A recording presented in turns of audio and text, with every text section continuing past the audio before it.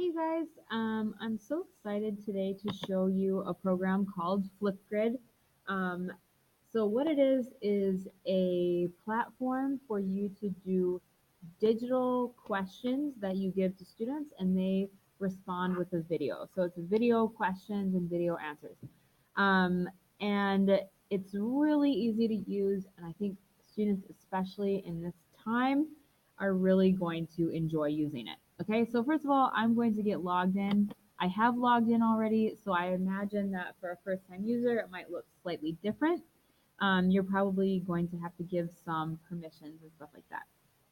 So I'm going to log in with Google. I always log on with Google if I have that option. Okay, so mine's already set up. So the first thing I do is I set up a grid. The grid, like it says up here, is my classroom. So right now I have a grid set up for like the high school teachers, and I also have a grid set up for my students. Actually, I probably need a new one. So let me just do that right now. You can watch how I do it. Okay, so I'm gonna add a new grid. I can choose like um, how I want people to be able to access it. Like this allows me to make it more public. So I'm or more private. Sorry, I'm gonna just say that they can only get onto my grid if they are part of our school domain. So American, actually this is gonna be U.S. semester to U.S. history. And then it's going to generate a code. So anybody that has this code can join my class. What I'm going to end up doing is I'm going to copy paste this code right onto my Google Classroom because that's easy. And then I can personalize my grid and I can give it a special background, something colorful. Yeah, next. Okay, and now I need to enter my domain because I said that I'm going to make it only available to my school domain. So this I have to tell it what that is, and then now it's allowed for me to share my grid. Okay, so I can do that in a number of ways. I can do it. There's a spot right here for me to post it directly to Classroom, Remind, or I can generate an embed code if I have my own website. Here is a QR code that students could scan, and the one that I will end up using is my what is this called? Link. Okay, so I'm going to copy that link. And eventually, when I post that in Google Classroom, that's what I do. If I wanted to add other teachers or moderators, this is where I would do that. I could send them an invite via email. Okay, now I'm all set. My grid is created, and it will always remind us how to get into our classroom with that code. I can deactivate my grids here, and I can also choose, I can go back to any of these things. And I'm not sure how many things Flipgrid integrates into, but I imagine that there's a number of different things. Anyway, so it automatically does an introduction one, but this is where when I want to create a new question or a new topic, I'm going to do it here. Okay, so let's just look at how to do a new topic. I'm going to give it a title. This is like further directions for my students. I can choose how long of a video they're allowed to respond with. When I want this to be displayed on my topic, so I'm basically scheduling this assignment. And this is where I write the question. So on Flipgrid, I can record my question and or I can write it. And now Flipgrid has so many different cool options for you as well. You can choose to be moderated. So you would have to go in and approve a post before it actually publishes.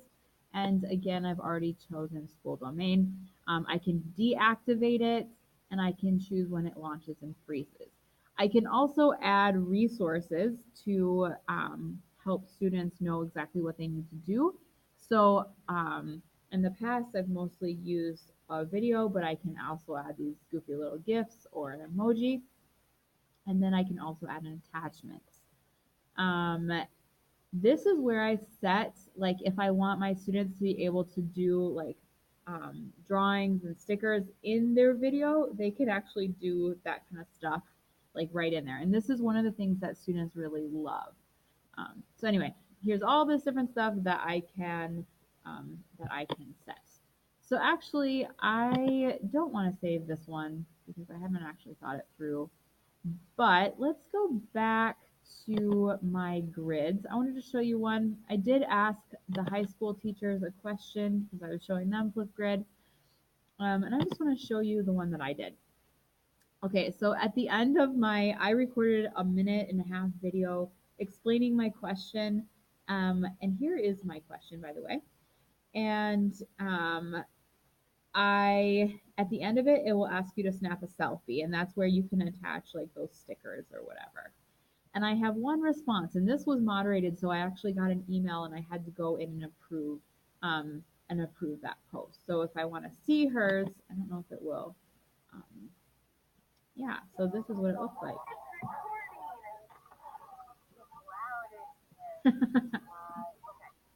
Okay, so I don't want to embarrass this teacher.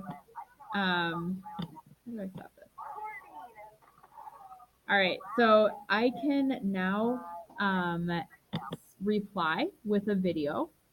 Okay, and she would get that reply. Ooh, I don't want to do it right now. Or I can give like a rubric. I can grade it with a grading rubric right here for their ideas and the performance. I can leave comments. I can then edit any of this stuff on my students' information, and I can also choose to share. There's something really cool that that Flipgrid does, and that is that it allows you to make a mixed tape. So when you've asked the question, like at the end, you can collect them all into a mixtape, which is like all of your favorite answers. Okay, so let's just go to mixtape. We could add a new mixtape. I don't know if I have enough information here to actually add like a good mixtape. Test. It has a code. And then I can also password protect it if I want to put it like on the web or something. And now I can add videos to my mixtape. Okay. So, and I already showed you like where I was doing that. Okay. Disco library is just where you can find more topics that you could assign, like just ideas for questions that people can participate in. And then grid pals are going to be people that you can follow. And then you can hide your profile, or you can make it so that people can see you, and you can post it on your social media. So I think that's pretty cool. Flipgrid has a lot of options, a lot of possibilities. When students come and enter my class again, it's very easy for them.